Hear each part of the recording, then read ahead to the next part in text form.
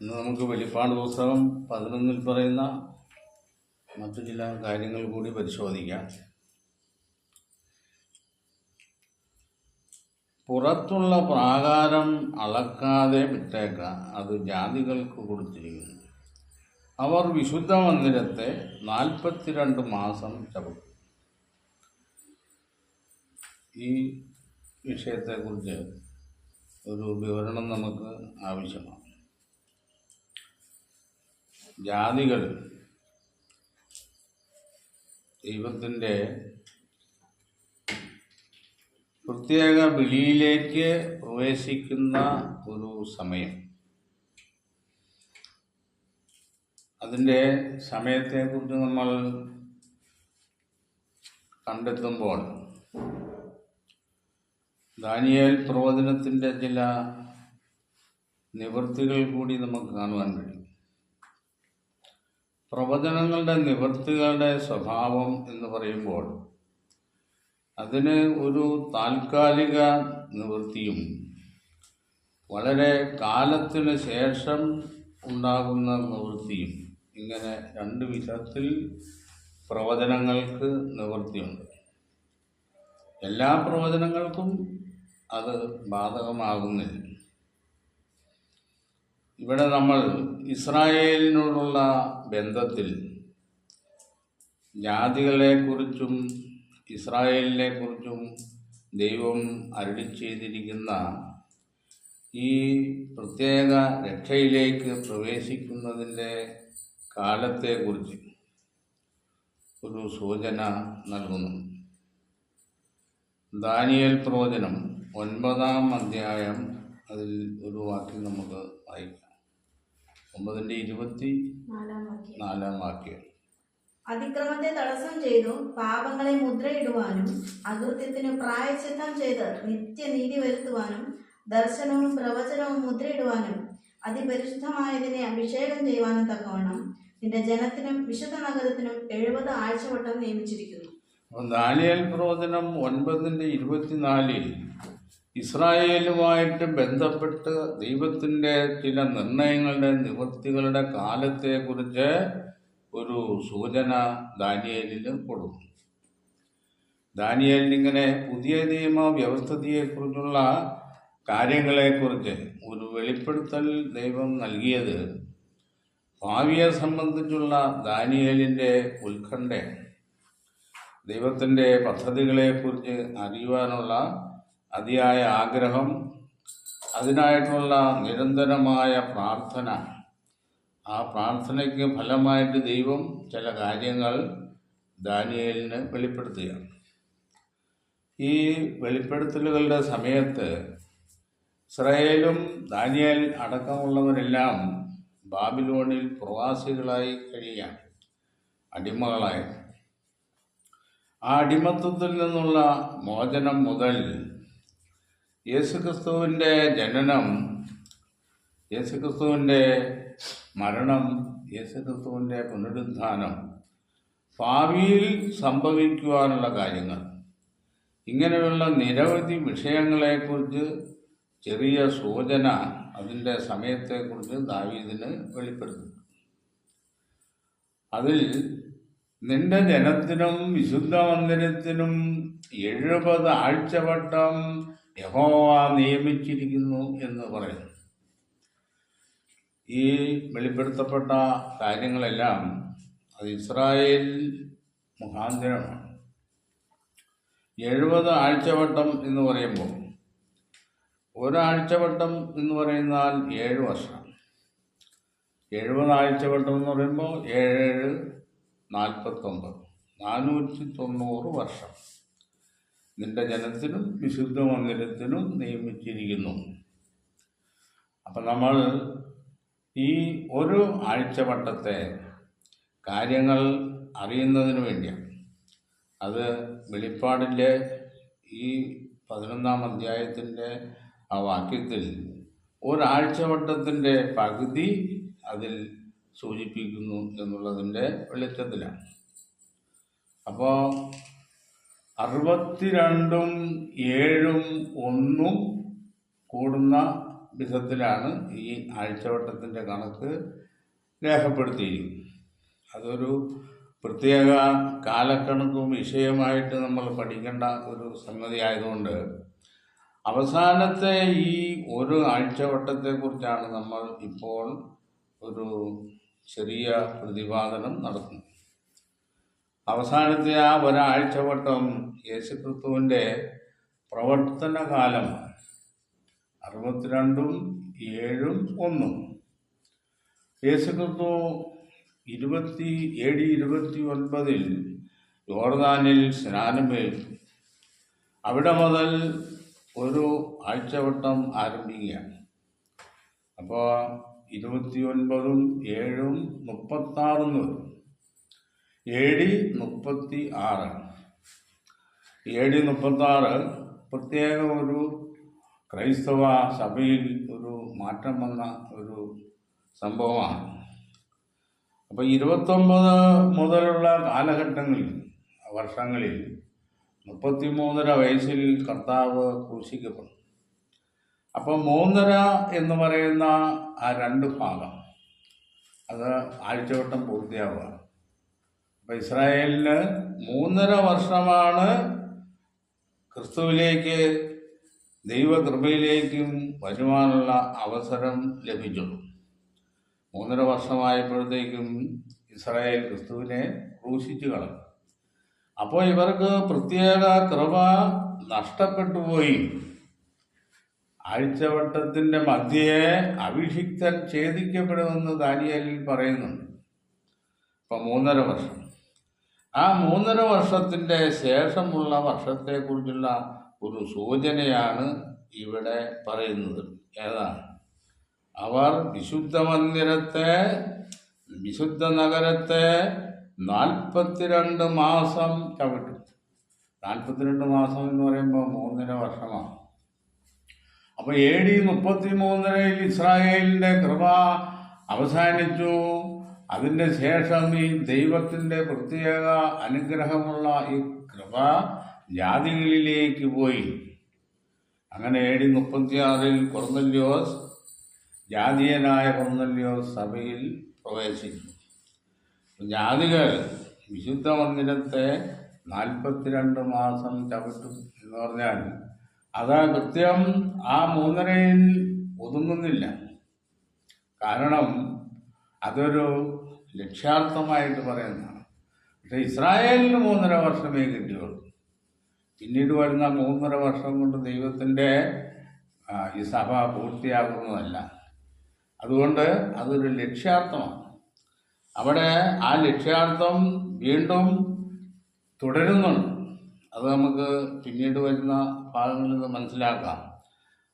അപ്പോൾ അവർ ജാതികൾ വിശുദ്ധ നഗരത്തെ 42 മാസം ചവിട്ടും. വിശുദ്ധ നഗരം എന്നോട് പറഞ്ഞിരിക്കുന്നത് ഇസ്രായേൽ ജനത്തെ ഉദ്ദേശിച്ച ഇസ്രായേൽ ദൈവത്തിൻ്റെ വിശുദ്ധ നഗരമാണ്, വിശുദ്ധ ജാതിയാണ്.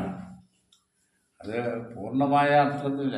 ദൈവം അങ്ങനെയാണ് അവരെ വിളിച്ചിരിക്കുന്നത്. അബ്രഹാമിൻ്റെ സന്തതി എന്ന നിലയിൽ അബ്രഹാമിൻ്റെ അനുഗ്രഹം അബ്രഹാമിൻ്റെ സന്തതികൾക്കും കൈമാറേണ്ടതാണ്. അതിൻ്റെ വെളിച്ചത്തിലാണ്. അപ്പോൾ 3.5 വർഷം ഇസ്രായേലിന് വീണ്ടും ഉപയോഗിക്കേണ്ട വർഷം അത് ജാതികൾക്കായി പോയി. അങ്ങനെ ഇസ്രായേൽ ദൈവ കൃപയിൽ നിന്നും തള്ളപ്പെട്ടു. അന്ന് ഞാൻ എൻ്റെ 2 സാക്ഷികൾക്കും വരം നൽകും. ഇവിടെ ഇസ്രായേല് ക്രിസ്തുവിനെ തള്ളിക്കളഞ്ഞപ്പോൾ 2 സാക്ഷികളെയും അവർ തള്ളിക്കളഞ്ഞ അർത്ഥത്തിലാണ്. ആരൊക്കെ 2 സാക്ഷികൾ നമ്മൾ മുമ്പേ പറഞ്ഞതാണ്. യോഹന്നാൻ സ്നാപകനും മോശയും. അവർ യേശു ക്രിസ്തുവിനെ കുറിച്ച് സാക്ഷ്യം പറഞ്ഞവരാണ്. ആ 2 സാക്ഷികളെയും ഇസ്രായേൽ നിരാകരിച്ചു.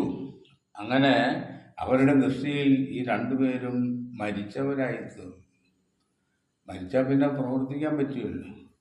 അപ്പോൾ മോശയും യോഹന്നാനും നിർജീവരായിത്തീർന്നു. പക്ഷേ ജാതികൾ സഭയിലേക്ക് പ്രവേശിച്ചു തുടങ്ങിയപ്പോൾ എന്തു ചെയ്തു? അന്ന് ഞാൻ എൻ്റെ 2 സാക്ഷികൾക്കും വരം നൽകും.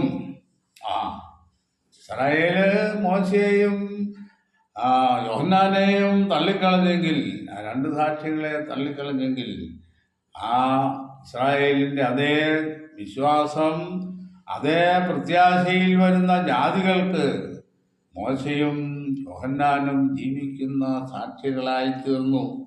2 സാക്ഷികൾക്കും വരം നൽകും. അവർ രട്ടുടുത്തുകൊണ്ട് 1260 ദിവസം പ്രവചിക്കും. ഇസ്രായേല് തള്ളിക്കളഞ്ഞ സമയം അത് ജാതികൾക്ക് പ്രയോജനമായി തീർന്നു. അവർ ഭൂമിയുടെ കർത്താവിൻ്റെ സന്നിധിയിൽ നിൽക്കുന്ന 2 ഒലിവൃക്ഷവും നിലവിളക്കുമാകുന്നു. യഹോവയുടെ മുമ്പാകെ നിൽക്കുന്ന യേശുക്രിസ്തുവിൻ്റെ 2 സാക്ഷികളാണവർ. അവരുടെ സാക്ഷ്യം കൊണ്ടാണ് ലോകത്തെ അനുഗ്രഹിക്കുവാൻ പോകുന്നത്. യേശുക്രിസ്തു അബ്രാഹാമിൻ്റെ സന്തതിയായി വന്നു സർവ മനുഷ്യരെയും അനുഗ്രഹിക്കാൻ വേണ്ടി കാൽവറി ക്രൂശിൽ പാപപരിഹാരാർത്ഥമായി ബലിയായി തീർന്നു. ആ ബലിയുടെ സാക്ഷികൾ ഈ മോശയും യോഹന്നാനും അവരുടെ വചനങ്ങൾ ആണ് അത് ഇടയായി തീർന്നു. അതിനെക്കുറിച്ച് പറയുന്നത്, ഒലിവുമലയിൽ വെച്ച് മോശയും ഏലിയാവും അവനോട് സംഭാഷിക്കുന്നതായി കണ്ടു. ഏലിയാവ് ആരാണെന്ന് നമ്മൾ കൃത്യമായിട്ട് മനസ്സിലാക്കിയതാണ്. ആഹാബിൻ്റെ കാലത്ത് പ്രവർത്തിച്ച ഏലിയാവല്ല ഇവിടെ പറയുന്ന ഏലിയാവ്. ഇവിടെ ആ പൊരുളിലെ ഏലിയാവെന്ന് നമുക്ക് പറയാം. യോഹന്നാൻ സ്നാപകൻ മനസാന്തരത്തിൻ്റെ ഒരു ദൂതാണ് പൊരുളിലെ ഏലിയാവാകുന്ന യോഹന്നാന്. മോശ, എന്നെപ്പോലും ഒരു പ്രവാചകനെ നിങ്ങൾക്ക് ദൈവം എഴുന്നേൽപ്പിച്ചു തരുമെന്ന് ക്രിസ്തുവിൻ്റെ വരവിനെക്കുറിച്ച് പ്രസംഗിച്ചു. അപ്പോൾ ആരെങ്കിലും അവർക്ക് ദോഷം ചെയ്യുവാൻ ഇച്ഛിച്ചാൽ അവരുടെ വായിൽ നിന്ന് തീ പുറപ്പെട്ട് അവരുടെ ശത്രുക്കളെ ദഹിപ്പിച്ചു കളയും. അവർക്ക് ദോഷം ചെയ്യുക എന്ന് പറഞ്ഞാൽ എന്താ? അവരുടെ ഉപദേശങ്ങളെ തിരസ്കരിക്കുക. അങ്ങനെയുള്ളവർ ക്രിസ്തുവിൻ്റെയും ദൈവത്തിൻ്റെയും ഉപദേശങ്ങളെ തിരസ്കരിക്കുന്നവരുടെ പട്ടികയിലവർ. അവരെ നിശേഷം ഉന്മൂലനം ചെയ്യാൻ അധികാരമുണ്ട്. ശാസ്ത്രിമാരും പരീശന്മാരും വന്നപ്പോൾ സർപ്പസന്തതികളെ വരുവാനുള്ള കോപത്തെ ഓടിപ്പോവാൻ നിങ്ങൾക്ക് ഉപദേശിച്ചു തന്നത് ആരെന്ന് ചോദിക്കുന്നു. യോഹന്നാനെ കുറിച്ച് പ്രവചനത്തിൽ പറയുന്നത്, മലാഖിയുടെ പ്രവചനത്തിൽ പറയുന്നത്, യഹോവയുടെ വലുതും ഭയങ്കരവുമായ നാൾ വരുന്നതിന് മുമ്പ് ഞാൻ നിങ്ങൾക്ക് ഏലിയാ പ്രവാചകനെ അയക്കും. ആ ഏലിയാ പ്രവാചകൻ ആരാണ്? അത് യോഹന്നാനാണ്. അങ്ങനെ പല വിധത്തിൽ ഈ 2 സാക്ഷികളെക്കുറിച്ച് വേദപുസ്തകം വ്യക്തമായ സൂചന നമുക്ക് നൽകുന്നു. അങ്ങനെ വരുമ്പോൾ മറ്റുള്ള സംശയങ്ങളും തെളിവില്ലാത്ത വ്യാഖ്യാനങ്ങളും വിശ്വാസങ്ങളും നമുക്ക് ദൂരീകരിക്കേണ്ടത് ആവശ്യമാണ്. മോശയുടെ സാക്ഷ്യമായാലും യോഹന്നാന്റെ സാക്ഷ്യമായാലും അത് നിരാകരിക്കുന്നവർക്ക് അതിൻ്റേതായ ശിക്ഷ നൽകുവാൻ അധികാരമുണ്ട്. മോശയുടെ വാക്ക് കേൾക്കാത്തവർ മിസ്രയീമിൽ വെച്ച് നശിച്ചുപോയി. യോഹന്നാൻ പറഞ്ഞു, വരുവാനുള്ള കോപത്തെ നിങ്ങൾ ഓടിപ്പോവാൻ നിങ്ങൾ ദൈവത്തിൻ്റെ പുത്രനിൽ വിശ്വസിക്കണമെന്ന് യോഹന്നാൻ അന്ന് പ്രസംഗിച്ചു. ആരെങ്കിലും അവർക്ക് ദോഷം ചെയ്യുവാൻ ഇച്ഛിച്ചാൽ അവർ വായിൽ നിന്ന് തീ പുറപ്പെട്ട് അവരുടെ ശത്രുക്കളെ ദഹിപ്പിച്ചു കളയും. അവർക്ക് ദോഷം വരുത്തുവാൻ ഇച്ഛിക്കുന്നവൻ ഇങ്ങനെ മരിക്കേണ്ടി വരും. അവരുടെ പ്രവചനകാലത്ത് മഴ പെയ്യാതെ വണ്ണം ആകാശം അടച്ചു കളവാൻ അവർക്ക് അധികാരമുണ്ട്. ഏലിയാവ് ഇങ്ങനെ ചെയ്തതാണ്. ആഹാബും സഭയിലും ഉണ്ടായിരുന്ന കാലത്ത് അവർ ബാൽ വിഗ്രഹങ്ങളെ ആരാധിക്കുവാൻ ഇസ്രായേലിനെ പ്രേരിപ്പിക്കുകയും പ്രോത്സാഹിപ്പിക്കുകയും അവരെ കൊണ്ട് ചെയ്യിക്കുകയും ചെയ്തു. അവസാനം ഏലിയാവ് പറഞ്ഞു, ഞാൻ പറഞ്ഞല്ലാതെ ഈ ആണ്ടുകളിൽ ഇവിടെ മഴ പെയ്യുകയില്ല എന്ന് പറഞ്ഞു. ഇതെല്ലാം സത്യത്തിൻ്റെ മഴയെക്കുറിച്ചാണ് സൂചിപ്പിക്കുന്നത്. സത്യത്തിൻ്റെ വന്മാരി മനുഷ്യരാശിയുടെ മേൽ ചൊരിയുവാനും ചൊരിയിക്കാതിരിക്കാനും ഈ പ്രവാചകന്മാർക്ക് അധികാരമുണ്ട്. ഇങ്ങനെ മരിക്കേണ്ടി വരും. അവരുടെ പ്രവചനകാലത്ത് മഴ പെയ്യാതെ വണ്ണം ആകാശം അടച്ചു കളവാൻ അവർക്ക് അധികാരമുണ്ട്.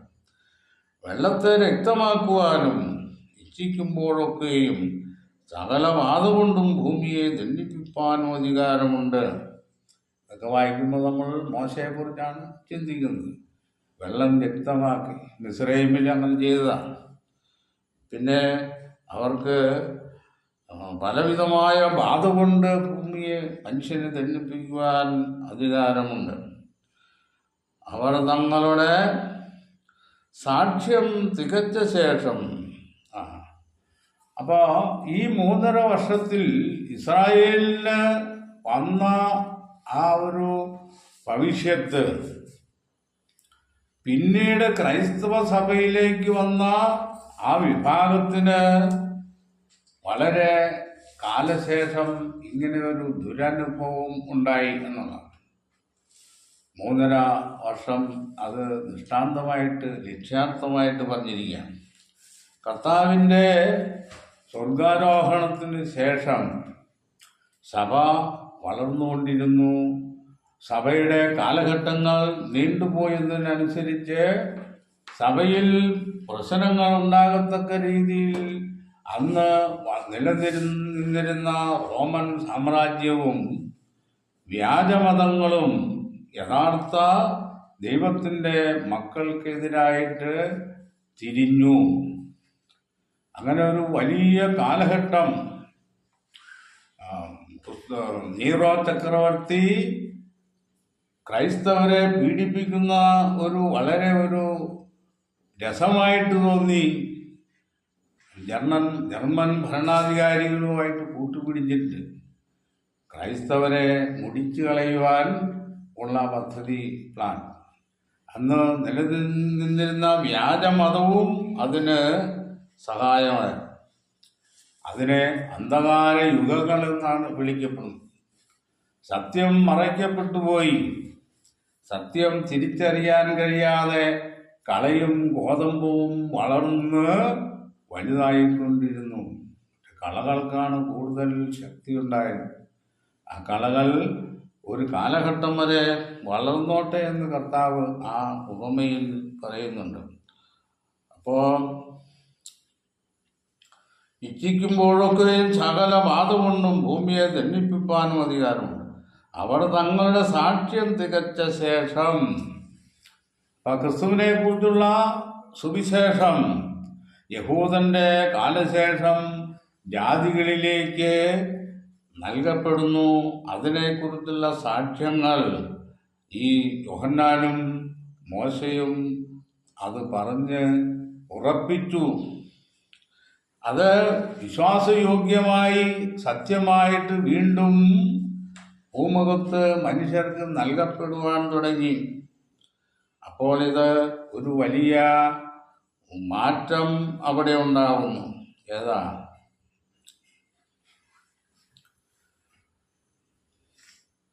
ആഴത്തിൽ നിന്ന് കയറി വരുന്ന മൃഗം അവരോട് പടവെട്ടി. ഇത് വളരെ വിചിത്രമായൊരു സംഭവമാണ്.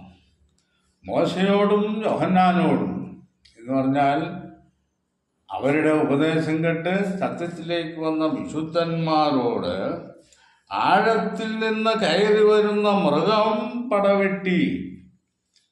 ഇവിടെ മൃഗമെന്ന് പറഞ്ഞിരിക്കുന്നത് ആരാണ്? അന്നത്തെ റോമൻ സാമ്രാജ്യമാണ്. നീറോ ചക്രവർത്തി. അദ്ദേഹം ക്രൈസ്തവ സഭയെ പീഡിപ്പിച്ചില്ലാതെയാക്കുവാനുള്ള നടപടികൾ വളരെ നികൃഷ്ടമായ രീതിയിൽ ദൈവത്തിൻ്റെ ദാസന്മാരെ പീഡിപ്പിക്കുന്ന ആ ഒരു സ്വഭാവം അദ്ദേഹമുണ്ട്. അത് നൂറ്റാണ്ടുകളോളം നീണ്ടു നിന്നു. അന്ധകാര യുഗം അല്പമെങ്കിലും ശാന്തമായി തീർന്നത് എങ്ങനെയാ? കുസ്തന്തീനോസ് ചക്രവർത്തി ക്രിസ്തുമതം സ്വീകരിച്ചപ്പോഴാണ്. അദ്ദേഹം ജാതീയനായിരുന്നു. അദ്ദേഹം ക്രിസ്തുമതം സ്വീകരിച്ചിട്ട് ക്രിസ്തുമത പീഡ അതിനൊരു അറുതി വരാൻ തുടങ്ങി. കാരണം ക്രിസ്തുമതം രാജകീയ മതമായി ഉയർന്നു.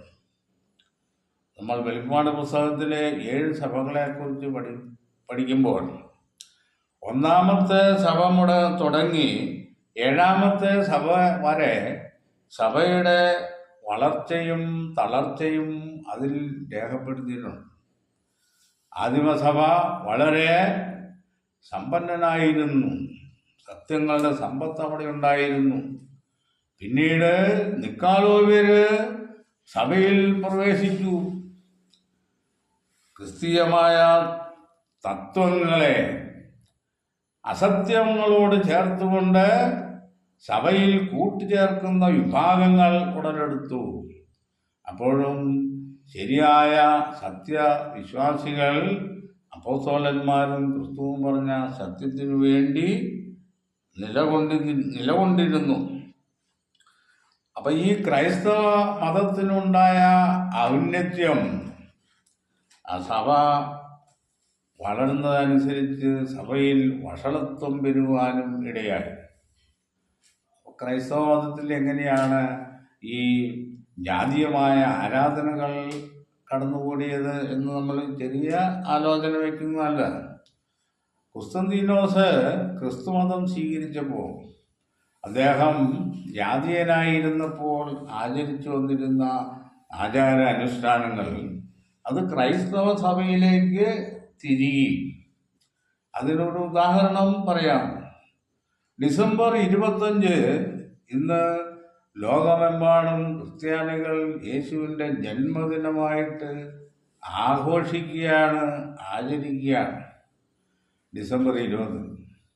ഈ ഡിസംബർ 25 കുസ്തന്തീനോസ് സൂര്യദേവന്റെ ജന്മദിനമായിട്ട് ആചരിക്കുകയും ആരാധിക്കുകയും ചെയ്തിരുന്ന ആ ദിവസമാണ്. അദ്ദേഹം ക്രിസ്തുമതം സ്വീകരിച്ചപ്പോൾ അത് ക്രിസ്തുദേവന്റെ ജന്മദിനമായിട്ട് പ്രഖ്യാപിച്ചു. അപ്പം അതൊരു വലിയ അനുഗ്രഹമായി. അങ്ങനെ അക്രൈസ്തവ മതങ്ങളിൽ നിലനിന്നിരുന്ന തൃത്വം കൊണ്ടുള്ള ആരാധന, തൃത്വാരാധന, മുദ്ദേവർ എന്ന് പറയും ഹൈന്ദവരുടെ ഭാഷയിൽ. അതിന് സമമായിട്ട് പിതാവും പുത്രനും പരിശുദ്ധാത്മാവും എന്നുള്ള ആ മുദ്ദേവർ ഇവിടെയുണ്ട്.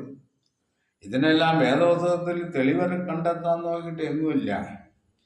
അപ്പം അത് വേദപുസ്തകത്തിൻ്റെ സത്യങ്ങളെ മറച്ചു വെച്ചുകൊണ്ട് ഈ ജാതീയമായ ആരാധനയ്ക്കും വിശ്വാസത്തിനും കൂടുതൽ പ്രചാരം വരുവാൻ ഇടയായിത്തീർന്നു. കാരണം എന്താ?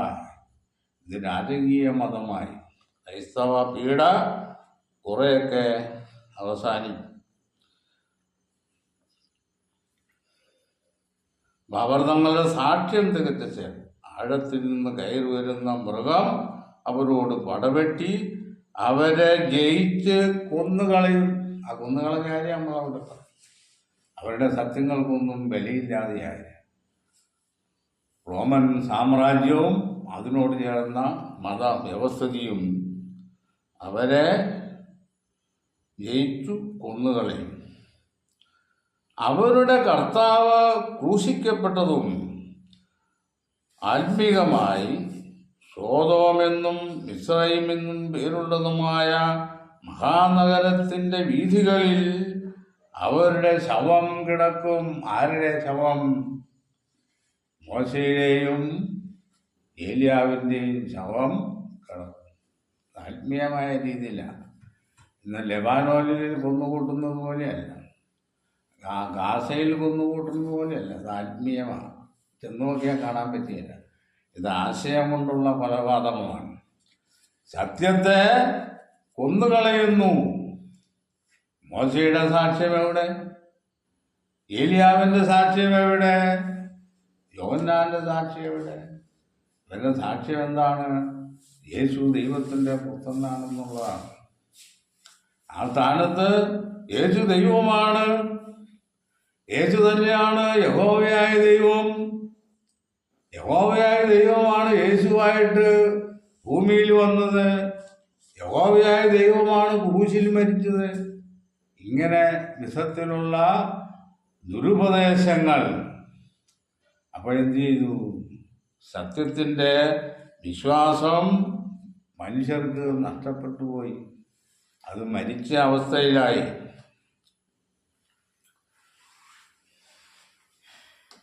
ആത്മീകമായി സോതോമെന്നും മിസ്രയീം. സോതോമിലും മിസ്രയീമിലും ആരാണ്? അത് ഇസ്രായേലിൻ്റെ ശത്രുക്കളാണ്, ദൈവത്തിൻ്റെ മക്കളുടെ ശത്രുക്കളാണ്. ഇന്നും ദൈവത്തിൻ്റെ മക്കൾക്ക് ശത്രുക്കളാണ്. അതിൻ്റെ പോരാട്ടങ്ങളൊക്കെ നമ്മൾ ഇന്ന് കണ്ടുകൊണ്ടിരിക്കുകയാണ്. അപ്പം അവരുടെ ശവം കിടക്കും. സകല വംശക്കാരും ഗോത്രക്കാരും ഭാഷക്കാരും ജാതിക്കാരും അവരുടെ ശവം 3.5 ദിവസം കാണും. ഇതിൻ്റെ അർത്ഥം എന്താണ്? ഈ 3.5 ദിവസം എവിടെ നിന്നാണ് കിട്ടിയത്? ഈ 3.5 ദിവസം എന്നാണ് ആരംഭിക്കുന്നത്? AD 33 യഹൂദൻ്റെ കാലം അവസാനിച്ചെന്ന് നമ്മൾ പറഞ്ഞില്ലേ? പിന്നീട് വന്ന 3.5 വർഷം, ആ ഒരാഴ്ചവട്ടത്തിൻ്റെ ബാക്കി ഭാഗം, ആ 3.5 വർഷം അത് ലക്ഷ്യാർത്ഥമാണ്. അത് അക്ഷരാർത്ഥം 3.5 വർഷമല്ല. അല്ലെന്ന് നമ്മൾ എങ്ങനെയാണ് മനസ്സിലാക്കുന്നത്? അക്ഷരാർത്ഥമാണെങ്കിൽ 3.5 7 AD 36 സുവിശേഷം അവസാനിച്ചു പോകും. അപ്പോൾ സുവിശേഷം അവസാനിക്കാത്തതുകൊണ്ട് അതിങ്ങനെ കാലദൈർഘ്യത്തിലേക്ക് നീണ്ടു കിടക്കുന്നു എന്നുള്ളതാണ്. അതിനെക്കുറിച്ച് ദാനിയേലിനോടും യഹോവ അരുളിച്ചെയ്യുന്നത്, ഈ പ്രവചനങ്ങൾ അന്ത്യകാലത്തേക്കുള്ളതാകുന്നു, ബഹുകാലത്തേക്കുള്ളതാകുന്നു എന്നാണ്. ആ തിരിച്ചറിവാണ്. തിരിച്ചറിവില്ലാതെ വേദപുസ്തകത്തിൻ്റെ വിഷയങ്ങൾ പ്രസംഗിക്കാൻ പറ്റിയില്ല. അങ്ങനെ പ്രസംഗിച്ചാൽ എവിടെയെങ്കിലും ചെല്ലുമ്പോൾ വാമുട്ടും, പിന്നെ പറയാൻ പറ്റില്ല. അപ്പം അന്ത്യകാലത്തേക്കുണ്ട്, ബഹുകാലത്തേക്കുള്ളതുണ്ട്. അപ്പം ഈ ബാക്കി 3.5 വർഷം ബഹുകാലത്തേക്കുള്ളതാ. അത് എവിടം വരെ പോകും? ഈ 3.5 വർഷത്തെ തിരഞ്ഞെടുപ്പ് എവിടം വരെ പോകും? കർത്താവിൻ്റെ സഹസ്രാബ്ദം ആരംഭിക്കുന്നവരെ പോകും. ഈ ബാക്കി വരുന്ന 3.5 തിരഞ്ഞെടുക്കപ്പെടുന്നവരാണ് 12 അപ്പോസ്തലന്മാരിന് ശേഷമുള്ള വരുന്ന ഈ 144,000-ൽ പെടുന്ന വിശ്വാസികൾ. അതുകൊണ്ടാണ് അത് അക്ഷരാർത്ഥത്തിൽ 3.5 വർഷം അല്ല എന്ന് നമ്മൾ വേദപുസ്തകത്തിൻ്റെ അടിസ്ഥാനത്തിൽ പറയുന്നു. അപ്പം ഇതിലേക്ക് ആരൊക്കെയാണ് വരുന്നത്? ഈ 3.5 വർഷം ആകുന്ന ദൈർഘ്യമേറിയ കാലഘട്ടത്തിൽ ആരൊക്കെയാണ് വരുന്നത്? സകല വംശക്കാരും, 9-ാം വാക്യം, സകല വംശക്കാരും ഗോത്രക്കാരും ഭാഷക്കാരും ജാതിക്കാരും അവരുടെ ശവം 3.5 ദിവസം കാണും. ആരുടെ ശവം? മോശയുടെയും ഏലിയാവിൻ്റെയും. അപ്പം ആ ശവം അടക്കിയിട്ടില്ല. മറ്റേ ഇവരെ കൊന്നവര് അവരെ ദർശിക്കുന്നുണ്ടോ? കൊന്നവര് കൊന്നുകളഞ്ഞു, അവർക്ക് വിഷയമല്ല. പക്ഷേ ഇവിടെ സത്യത്തിലേക്ക് വരുന്ന വിശ്വാസികളെ കുറിച്ചാണ് ഇവിടെ ഈ ഗോത്രക്കാര്, ഭാഷക്കാര്, വംശക്കാര് എന്ന് പറഞ്ഞു. വെളിപ്പാട് 7 പറയുന്നത് സർവഗോത്രത്തിൽ നിന്നും ഭാഷയിൽ. വെളിപ്പാട് 5 പറയുന്നു, 6 പറയുന്നു സർവഗോത്രത്തിൽ നിന്നും ഭാഷയിൽ നിന്നും വംശങ്ങളിൽ നിന്നും. ഈ പറയുന്നതെല്ലാം ക്രിസ്തുയേശുവിൻ്റെ യഥാർത്ഥമായ സത്യം കേട്ട് വരുന്ന വിശ്വാസികളെ സംബന്ധിച്ചാണ് ഇവിടെ. അവർ മോശയുടെയും ഏലിയാവിൻ്റെയും ശവം കിടക്കുന്നത് കാണുന്നു. അവരുടെ ശവം കല്ലറയിൽ വെപ്പാൻ സമ്മതിക്കയില്ല. ആര്? ഈ പറഞ്ഞ വിഭാഗം. മോശയെയും ഏലിയാവിനെയും അടക്കാൻ അവർ സമ്മതിക്കില്ല. എന്താ അതിൻ്റെ അർത്ഥം? അവർ പറഞ്ഞിരിക്കുന്ന സാക്ഷ്യം, അവർ പറഞ്ഞിരിക്കുന്ന സത്യങ്ങൾ കുഴിച്ചു മൂടാനുള്ളതല്ല. അത് ലോകത്തെ നീതിയിലേക്ക് ന്യായം വിധിക്കുന്ന മഹാദിവസം വരെ ഈ ഭൂമിയിൽ നിലനിൽക്കേണ്ടതാണ്. അത് കർത്താവിൻ്റെ വരവിൽ അവരുടെ സാക്ഷ്യം പൂർത്തിയായതായിട്ട് തീരും. അപ്പോൾ അവർക്ക് പ്രതിഫലം കൊടുക്കും. ആ സാക്ഷ്യപ്രകാരമാണ് പൊതുലോകത്തെ ന്യായം വിധി. അപ്പോൾ അവരെ കല്ലറയിൽ വയ്ക്കാനാണോ? കല്ലറയിൽ വയ്ക്കാൻ ദൈവത്തിൻ്റെ ഭക്തന്മാർ സമ്മതിക്കുകയില്ല. ഈ പ്രവാചകന്മാർ ഇരുവരും ഭൂമിയിൽ വസിക്കുന്നവരെ ദണ്ഡിപ്പിച്ചതുകൊണ്ട് ഈ പ്രവാചകന്മാർ എന്താ ചെയ്തത്? ഭൂമിയിൽ വസിക്കുന്നവരെ ദണ്ഡിപ്പിച്ചു. ദണ്ഡിപ്പിച്ചെന്ന് ആരാ പറഞ്ഞേ? ഭൂവാസികൾ പറഞ്ഞു. ഞങ്ങളെ ഈ പ്രവാചകന്മാര് ദണ്ഡിപ്പിച്ചു. യേശു പറഞ്ഞു, ഞാൻ ദൈവത്തിൻ്റെ പുത്രനാണ്. അപ്പോൾ എന്താ ചെയ്തേ? അവര് യഹൂദന്മാരെന്ത് ചെയ്തു? എറിയാൻ കല്ലെടുത്തു. യേശുവിനെ ദൈവത്തിൻ്റെ പുത്രനാന്ന് പറഞ്ഞു എറിയാൻ കല്ലെടുത്തു. യേശുവിൻ്റെ മുന്നോടിയായി വന്നിരുന്ന യോഹന്നാനെ ഹെരോദാവ് എന്ത് ചെയ്തു? കഴുത്തറുത്ത് കൊന്നു. അത് യഹൂദന് ഇഷ്ടമായി. യോഹന്നാന്റെ സാക്ഷ്യം യഹൂദന് പീഡയായിരുന്നു. യേശുക്രിസ്തുവിനെ കുറിച്ച് ഉള്ള സാക്ഷ്യം അവർക്ക് ദണ്ഡനമായിരുന്നു. അപ്പൊ ഈ ഒരു പാരമ്പര്യം മറ്റെല്ലാ ക്രൈസ്തവ മതവിഭാഗങ്ങളിലും വന്നു. അപ്പൊ എന്താ അങ്ങനെ പറഞ്ഞത്? ഞങ്ങൾ യേശുവിനെ അല്ലേ വിശ്വസിക്കണേ, ഞങ്ങൾ യോഹന്നാനെ വിശ്വസിക്കുന്നുണ്ടല്ലോ, അംഗീകരിക്കുന്നുണ്ടല്ലോ, യോഹന്നാന്റെ അമ്മേനെ കുറിച്ച് ഞങ്ങൾ പാടിപ്പുകഴ്ത്തുന്നുണ്ടല്ലോ, എലിസബത്തിനെ കുറിച്ച് എലിസബത്തിന്റെ പേരിൽ ഞങ്ങൾ പെരുന്നാൾ നടത്തുന്നുണ്ടല്ലോ, മറിയാമ്മയുടെ പേരിൽ ഞങ്ങൾ പെരുന്നാൾ നടത്തുന്നുണ്ടല്ലോ. പിന്നെ എന്താ നിങ്ങൾ ഇങ്ങനെയൊക്കെ പറയുന്നത്? ഈ പെരുന്നാൾ നടത്താനും നേരത്തെ കഴിക്കാനാണോ കർത്താവ് പറഞ്ഞത്? കർത്താവ് പറഞ്ഞ സുവിശേഷം എന്താണെന്ന് വേദപുസ്തകം പറയുന്നു. അത് കൃത്യമായിട്ട് ചെയ്താൽ, അനുസരിച്ചാൽ പ്രതിഫലം ലഭിക്കുന്ന പറഞ്ഞിരിക്കുന്നത്. അതല്ലാതെ നമ്മൾ ഒരു പ്രമാണം ഉണ്ടാക്കിയിട്ട് അതുപോലെ ചെയ്തുകൊണ്ടിരുന്നാൽ നമുക്ക് പ്രതിഫലം കിട്ടിയത്. മനുഷ്യ, നീ വിതയ്ക്കുന്നത് തന്നെയാ കൊയ്യുന്നത്. ദൈവത്തെ പരിഹസിക്കരുത്. തിന്മ വിതച്ചിട്ട് നന്മ കൊയ്യാൻ പറ്റുമോ? നന്മ വിതച്ചാൽ നന്മ കൊയ്യും, തിന്മ വിതച്ചാൽ തിന്മ കൊയ്യും. സത്യം വിതച്ചാൽ സത്യത്തിന്റെ അനന്തര ഫലങ്ങളും അനുഗ്രഹങ്ങളും കൊയ്യും. അസത്യങ്ങൾ വിതച്ചാൽ അതിൻ്റെ ശിക്ഷയും അതിൻ്റെ അറുതിയുമാണ് പ്രതിഫലം. ഈ വിധമുള്ള തിരിച്ചറിവുണ്ടാകണം. അതുകൊണ്ട് അപ്പോസ്തലന്മാർ പറഞ്ഞിരിക്കുന്ന സത്യങ്ങൾ എന്താണെന്ന് വ്യക്തമായിട്ട് അറിയാനും പഠിക്കാനുമുള്ള ആഗ്രഹം ഉണ്ടാകുകയും അതിനനുസരിച്ച് നമ്മൾ ജീവിക്കുകയും പ്രവർത്തിക്കുകയും ചെയ്യണം.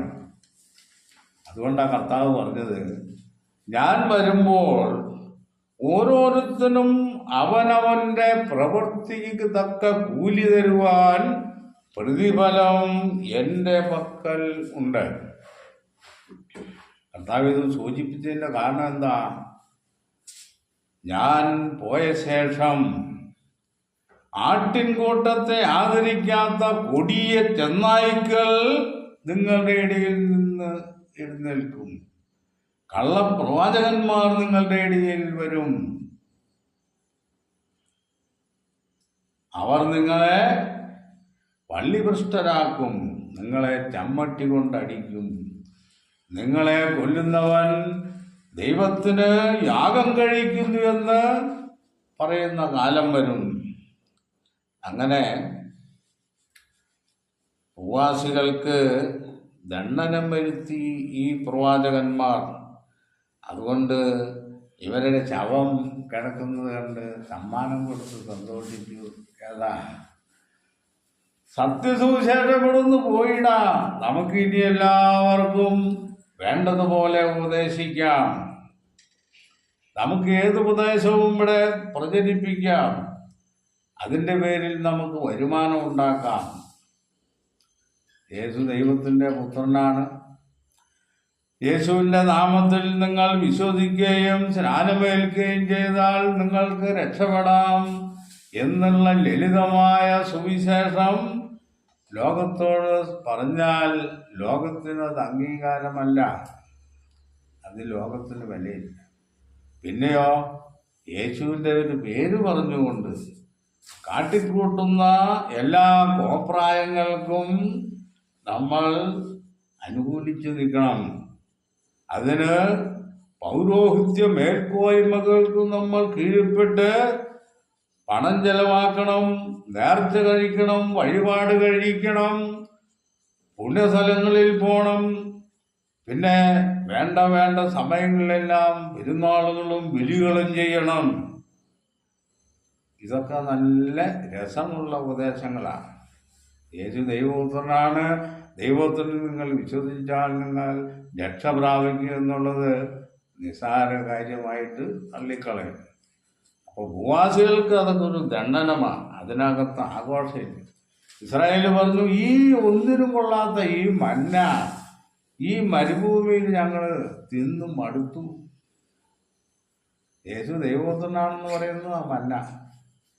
യേശു ദൈവപുത്രനല്ല, യേശു ദൈവമാണെന്ന് പറയുന്നതാണ് കാടയിറച്ചി. അതിന് നല്ല രുചിയാണ്. ആ കാടയിറച്ചി എന്ന് എത്രയോ പേര് ഇസ്രായേലിലൊന്ന് മരിച്ചുപോയി. അതിൻ്റെ അർത്ഥം എന്താ? യേശു ദൈവമാണെന്ന് പറഞ്ഞ് നടക്കണവനൊന്നും നിത്യജീവൻ കിട്ടിയല്ല, അതൊക്കെ മരിച്ചു പോകും. യേശു ദൈവപുത്രൻ എന്ന് ഏറ്റുപറയുന്നവനാണ് നിത്യജീവൻ. അതാണ് ദൈവത്തിൻ്റെ കൃത്യമായ രക്ഷാപദ്ധതിയുടെ നിയമം. ബൈബിൾ വെളിപ്പെടുത്തുന്ന 2 അനുഷ്ഠാനങ്ങൾ മാത്രമേ ഉള്ളൂ വേദപുസ്തകത്തിൽ ക്രിസ്ത്യാനികൾക്ക്. ക്രിസ്ത്യാനി എന്ന് പറഞ്ഞാൽ ആരാ? ക്രിസ്തുവിനെ അംഗീകരിക്കുകയും വിശ്വസിക്കുകയും അതുപോലെ ജീവിക്കുകയും ചെയ്യുന്നവനാ ക്രിസ്ത്യാനി. വെള്ളത്തിൽ മുക്കിപ്പൊക്കിയിട്ട് ക്രിസ്ത്യാനിയായിട്ട് കാര്യമില്ല. അവനെ വിശ്വസിക്കുന്നു എന്ന് പറയുന്നവൻ, അവനെ സ്നേഹിക്കുന്നു എന്ന് പറയുന്നവൻ, അവൻ നടന്നതുപോലെ നടക്കേണ്ടതാകുന്നു. യേശു നടന്നതുപോലെ നടന്നു. അപ്പം അതിന് പറ്റിയല്ല. അപ്പം എളുപ്പമുള്ള കാര്യങ്ങൾ ചെയ്യാം. അപ്പം ഈ കാടയിറച്ചി തിന്നാൽ ആർക്കും നിത്യജീവൻ ലഭിക്കും. അപ്പോൾ ഒന്നതാണ്, ഒന്ന് വിശ്വാസം. രണ്ടാമത് അതിന് ചേർന്ന വിധത്തിലുള്ള പ്രവർത്തനങ്ങൾ. പെസഹായെ സംബന്ധിച്ച് നമ്മൾ പഠിക്കുകയാണെങ്കിൽ പെസഹായും സ്നാനവും 2 വിഷയങ്ങളെ വേദപുസ്തകം പറയുന്നു. അതിലുപരിയായിട്ട് എന്ത് ചെയ്യും? ശിശുക്കളെ സ്നാനപ്പെടുത്തും. അതിന് വേദപുസ്തകത്തിൽ തെളിവൊന്നുമില്ല. ആരെയാ സ്നാനപ്പെടുത്തേണ്ടതെന്ന് വേദപുസ്തകം കൃത്യമായി പറയുന്നുണ്ട്. അവരെ സ്നാനപ്പെടുത്തിയാൽ മതി. അല്ലാതെ കർത്താവ് പറയുന്ന ഉപദേശത്തിൻ്റെ അപ്പുറമായിട്ട് പ്രവർത്തിച്ചിട്ട് കർത്താവേ ഞങ്ങൾ ഇങ്ങനെയെല്ലാം ചെയ്തിട്ടുണ്ട് എന്ന് പറയും. അപ്പോൾ കർത്താവ് പറയും, നിങ്ങളെ ഞാൻ അറിയുന്നില്ല, ഞാൻ പറഞ്ഞതുപോലെ നിങ്ങൾ ചെയ്തില്ല എന്ന് പറയും. അപ്പോൾ ഭൂവാസികൾക്ക് സത്യത്തിൻ്റെ ഉപദേശം വളരെ കഠോരമാണ്. അവർക്കത് അസന്തുഷ്ടിയാണ്. അതുകൊണ്ട് ഈ പ്രവാചകന്മാർ മരിച്ചു കിടക്കുന്നത് കാണുമ്പോൾ വളരെ സന്തോഷം. അങ്ങും സമ്മാനം കൊടുക്കുക. ഓണത്തിനും ക്രിസ്തുമസിനും ഒക്കെ സമ്മാനം കൊടുക്കുന്നത് പോലെ സമ്മാനം കൊടുത്ത് വ്യർത്ഥമായ സന്തോഷം ലോകം ആഘോഷിക്കുകയാണ്. 3.5 ദിവസം കഴിഞ്ഞ ശേഷം ദൈവത്തിൽ നിന്ന് ജീവശ്വാസം അവരിൽ വന്നു. അവർ കാലൂന്നി നിന്നു. മരിച്ചു കിടക്കുന്നവരെ ലാസറേ പുറത്തു വരിക എന്ന് പറഞ്ഞു. ലാസർ പുറത്തു. ഇവിടെ 3.5 വർഷം കഴിഞ്ഞ് പിന്നെ എന്ത് ചെയ്തു? ജീവശ്വാസം വന്നു. ഇസ്രായേൽ വിചാരിച്ചത് ആ കർത്താവിനെ ക്രൂശിച്ചതോടുകൂടി ക്രിസ്തുമതം തീർന്നെന്ന. പിന്നീടുള്ള 3.5 വർഷം മുതൽ ജാതികൾ സഭയിൽ പ്രവേശിച്ചതോടുകൂടി ഈ പ്രവാചകന്മാർ കാലൂന്നി നിൽക്കുകയാണ്. അവരെവിടം വരെ നിൽക്കും? അത് ദൈവത്തിൻ്റെ രാജ്യത്തിൻ്റെ സ്ഥാപനകാലം മുതൽ അതിൻ്റെ അറുതി വരെ ഈ രണ്ട് സാക്ഷികളും കാലൂന്നി നിൽക്കും. അപ്പോൾ എന്ത് ചെയ്തു? അവരെ കണ്ടവർ ഭയപരവശരായി. ഇത് ലോകത്തിനും ജാതികൾക്കും വരുവാൻ പോകുന്ന ഭയമാണ്. ഇന്നിപ്പോൾ ലോകം ഭയന്നുകൊണ്ടിരിക്കുന്നത് എന്താ? ഇതിൻ്റെ എല്ലാം ഒരുക്കങ്ങൾക്ക് വേണ്ടിയുള്ളൊരു മുന്നറിയിപ്പാണ് ഇന്ന് നടന്നുകൊണ്ടിരിക്കുന്നത്. കർത്താവിൻ്റെ പുനരാഗമനം, സഹസ്രാബ്ദ വാഴ്ച, ദൈവരാജ്യ സ്ഥാപനം, ഈ മൂന്ന് വിഷയങ്ങളും പരസ്പരം ബന്ധപ്പെട്ട് കിടക്കുന്ന കാര്യമാണ്. അതിനുള്ള തയ്യാറെടുപ്പുകളാണ് ഇപ്പോൾ നടന്നുകൊണ്ടിരിക്കുന്നത്. ലോകത്തിൻ്റെ മാലിന്യങ്ങളെ നീക്കി സത്യത്തിൻ്റെ പ്രകാശം സർവഭൂതലത്തിലും വരുവാനുള്ള ഒരു ആരംഭം ഇപ്പോൾ നമ്മൾ കണ്ടിരിക്കുകയാണ്. ക്രിസ്തുവിൻ്റെ വരവിനെ കുറിച്ചും അങ്ങനെ പറയും. സൂര്യൻ കിഴക്ക് ഉദിച്ച് പടിഞ്ഞാറ് അസ്തമിക്കുന്നത് പോലെ കർത്താവിൻ്റെ വരവ് ആകുന്നു. അപ്പോൾ സൂര്യൻ്റെ ഉദയം അത് ഉയർന്നുയർന്നു വരുന്നതനുസരിച്ച് അതിൻ്റെ പ്രകാശം കൂടുന്നു. അത് പടിഞ്ഞാറ് പോയി കൃത്യമായിട്ട് അസ്തമിക്കും. അപ്പോൾ യഹോവയാകുന്ന സൂര്യൻ്റെ പ്രാതിനിധ്യം വഹിക്കുന്ന സർവഭൂമിയുടെയും രാജാവായ യേശുക്രിസ്തുവിൻ്റെ വരവ് അങ്ങനെ ഒരു ഉദയസൂര്യൻ്റെ ഒരു രൂപത്തോടു കൂടിയാണ്. അതിനുള്ള വഴി ഇന്ന് ഒരുക്കിക്കൊണ്ടിരിക്കുകയാണ്. ലോകം അതിന്ന് വീക്ഷിച്ചും ലോക ജനതകൾ അതിനെക്കുറിച്ച് മനസ്സിലാക്കിക്കൊണ്ടിരിക്കുകയാണ്. അപ്പോൾ അവർ കാലൂന്നി നിന്നു. അവരെ കണ്ടവർ ഭയപരവശരായി. ഇവിടെ കയറി വരുവനെന്ന് സ്വർഗത്തിൽ നിന്ന് ഒരു മഹാശബ്ദം പറയുന്നത് ഞാൻ കേട്ടു. ആരോടാ? യോഹന്നാനോട്. ഇവിടെ സ്വർഗത്തിൽ കയറി വരുന്നു. അവർ മേഘത്തിൽ സ്വർഗത്തിലേക്ക് കയറി. ഈ രണ്ട് സാക്ഷികൾ, അവരുടെ ഉപദേശം കേട്ടവർ എല്ലാം സ്വർഗത്തിലേക്ക് കയറി. അവരുടെ ശത്രുക്കൾ അവരെ നോക്കിക്കൊണ്ടിരുന്നു. മറ്റു ചില മതങ്ങൾ പഠിപ്പിക്കുന്നത് എന്താണെന്നറിയോ?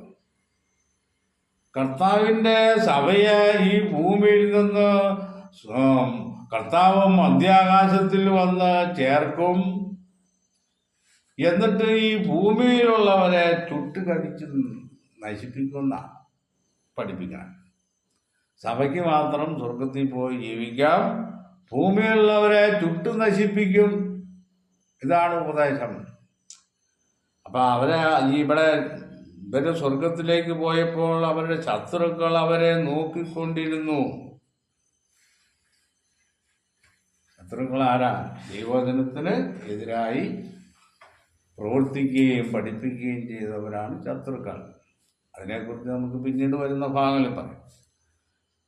അപ്പോൾ ഇത്രയും സംഭവം നടന്നു കഴിഞ്ഞപ്പോൾ 13-ാം വാക്യത്തിൽ ആ നാഴികയിൽ വലിയൊരു ഭൂകമ്പമുണ്ടായി.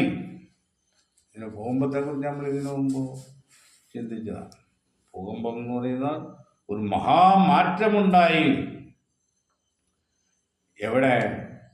ഭൂമിയിൽ ജീവിച്ചിരിക്കുന്ന മനുഷ്യരിൽ ഒരു മഹാവിപ്ലവമുണ്ടായി. നഗരത്തിൽ 10-1 ഇടിഞ്ഞു വീണു.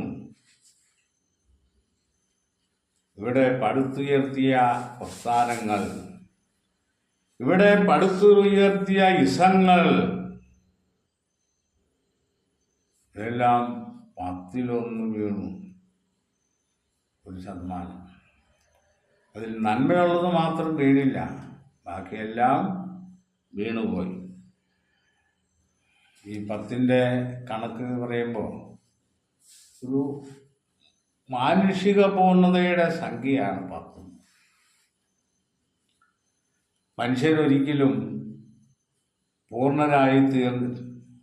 എല്ലാവരും പാപത്തിൻ്റെ ചതിയാൽ അപൂർണരായിരിക്കുകയാണ്. ആ അപൂർണതകൾ നീക്കപ്പെടും. അപൂർണതകൾ മാറ്റിയെടുക്കും ക്രിസ്തുവും സഭയും. ഈ സ്വർഗത്തിലേക്ക് പോയവർ അവരെ മാറ്റിയെടുക്കുന്നത് ഈ രണ്ട് സാക്ഷികളുടെ ഉപദേശപ്രകാരമാണ്. ഭൂകമ്പത്തിൽ 7000 പേർ മരിച്ചുപോയി. ഇവിടെ ഒരു 7ന്റെ കണക്ക്. 10 മാനുഷിക പൂർണ്ണതയുടെ സംഖ്യയും 7 ഒരു ദൈവിക പൂർണ്ണതയുടെ കാര്യങ്ങളെ സൂചിപ്പിക്കുന്ന സംഖ്യയുമാണ്. അപ്പോൾ ഇവിടെ യഹോവയുടെ ദൃഷ്ടിയിൽ ഒരാത്മീയ പൂർണ്ണതയിലുള്ള ഒന്നും ഇവിടെ കണ്ടില്ല. അതെല്ലാം വീണുപോയി. ഭൂകമ്പത്തിൽ 7000 പേർ മരിച്ചുപോയി. ശേഷിച്ചവർ ഭയപരവശരായി സ്വർഗത്തിലെ ദൈവത്തിന് മഹത്വം കൊടുത്തു. അവരെ സ്വർഗത്തിലേക്ക് കൊണ്ടുപോയില്ല. ശേഷിച്ചവരെ കൊണ്ടുപോയോ? ഇല്ല. അവർ ഈ ഭൂമിയിൽ നിന്നു ഈ ദൃശ്യങ്ങളെല്ലാം കണ്ടുകൊണ്ട് ദൈവത്തിന് മഹത്വം കൊടുത്തു. വെളിപ്പാട് പുസ്തകത്തിൻ്റെ ആ അർത്ഥങ്ങൾ അതെല്ലാം ഒറ്റയടിക്ക് മുഴുവൻ വ്യാഖ്യാനിച്ച് തീർക്കാമെന്ന് ആരും വിചാരിക്കണ്ട. ഈ പറഞ്ഞിരിക്കുന്ന ഈ വ്യാഖ്യാനത്തിൽ തന്നെ ഇനിയും അർത്ഥപൂർണമായ പല കാര്യങ്ങളും വരാനുണ്ട്. അതൊക്കെ ഓരോരോ വിഷയങ്ങൾ വരുമ്പോഴാണ് അതിനോട് ചേർത്ത് ഒന്നുകൂടെ നമുക്ക് കൂടുതൽ മനസ്സിലാക്കാൻ പറ്റും. അപ്പോൾ ബാക്കി ശേഷിച്ചവർ ദൈവത്തിന് മഹത്വം കൊടുക്കും. അതിൻ്റെ പശ്ചാത്തലത്തിൽ ഈ ഭൂമിയെ ചുട്ടുകരിക്കാനല്ല ദൈവം പ്ലാൻ ചെയ്യും. ഈ ഭൂമിയിലെ മനുഷ്യരെ നരകത്തിലിട്ട് വേവിച്ച് ആവി കയറ്റി നശിപ്പിക്കാനല്ല ദൈവം പ്ലാൻ ചെയ്യും. അവരെല്ലാവരെയും ക്രിസ്തുവിൻ്റെ സുവിശേഷം കൊണ്ട് നന്നാക്കി എടുക്കാനാണ്. ഇപ്പോൾ ഇന്ന് തന്നെ നമ്മൾ ലോകത്തിൻ്റെ വാർത്തകൾ ശ്രദ്ധിക്കുമ്പോൾ ദൈവം വലിയൊരു യുദ്ധക്കൊതിയനാണെന്ന് വരുന്ന വിധത്തിലാണെന്ന് ലോകത്തിലെ പാസ്റ്റർമാർ ഉൾപ്പെടെ യൂട്യൂബിൽ പറയുന്ന ആളുകളെല്ലാം പ്രസംഗിക്കുന്നത്. ഒരു ജാതിയുടെ പക്ഷം പിടിച്ചുകൊണ്ട് ദൈവം യുദ്ധത്തെ പ്രോത്സാഹിപ്പിക്കുന്നു എന്ന് ചിന്തിക്കുന്ന വിധത്തിലാണ് പറയുന്നത്. അങ്ങനെ പറയാൻ പാടില്ല. ദൈവം അങ്ങനെ മനുഷ്യരെ അതിക്രൂരമായിട്ട് കൊല്ലുന്ന ഒരു നടപടിയിലേക്ക് നീങ്ങാൻ ദൈവം ആഗ്രഹിക്കുന്നില്ല. ഇതെല്ലാം അതിൻ്റെ കാരണങ്ങൾ എന്താണെന്ന് നമ്മൾ വ്യക്തമായിട്ട് പഠിക്കണം. ഈ ലോകത്തിൻ്റെ ദൈവം ആരാണെന്ന് ആദ്യം മനസ്സിലാക്കണം. ആ ബേസിൽ നിന്ന് വേണം സംസാരിക്കാൻ. അല്ലാതെ നമ്മളൊരു യഹൂദൻ്റെ പക്ഷം മാത്രം പിടിച്ചിട്ട് കാര്യമില്ല, അല്ലെങ്കിൽ ഇസ്ലാമിൻ്റെ പക്ഷം മാത്രം പിടിച്ചിട്ട് കാര്യമില്ല. ഈ ലോകത്തിലെ ഈ സംഭവങ്ങളെല്ലാം നല്ലതിലേക്ക് ദൈവം കൊണ്ടുവരും. അതിലാണ് ദൈവത്തിൻ്റെ വചനങ്ങളുടെ വിജയം. അതാണ് നമുക്ക് മനസ്സിലാകുന്നത്. ഈ കഷ്ടങ്ങളും നഷ്ടങ്ങളും ഒക്കെ കൂടുതൽ വലിയ അനുഗ്രഹങ്ങൾ നൽകുവാൻ പോകുന്ന സമയം വളരെ അടുത്തിരിക്കുന്നു എന്ന് നമുക്ക് മനസ്സിലാക്കാം. അപ്പോൾ അതുകൊണ്ട് നമുക്ക് ആ രാജ്യത്തിന് വേണ്ടിയും യേശുക്രിസ്തുവിൻ്റെ വരവിന് വേണ്ടിയും ഒക്കെ ഒരുങ്ങി ഒരു വിശുദ്ധ ജീവിതമുള്ളവരായി ഓരോരുത്തരും തീരണം എന്നുള്ളതാണ് ദൈവം ആഗ്രഹിക്കുന്നത്. ഇത്രയും പറഞ്ഞുകൊണ്ട് ഈ വിഷയം അവസാനിക്കും.